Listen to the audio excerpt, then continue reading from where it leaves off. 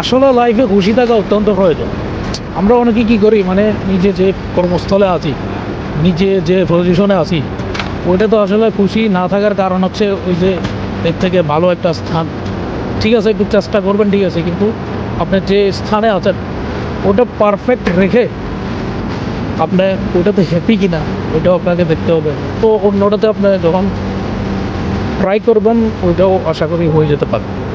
তো নিজের কর্মস্থলকে ভালোবাসুন এবং ওইটাতেই মগ্ন থাকুন, ওইটা নিয়ে সুখে থাকুন। সুখে থাকাটা অত্যন্ত জরুরি।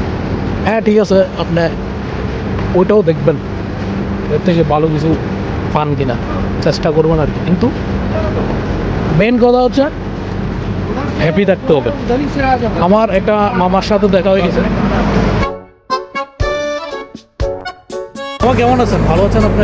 আবার ঠান্ডা, এটা আমি ঠান্ডা খাই না। Hello hello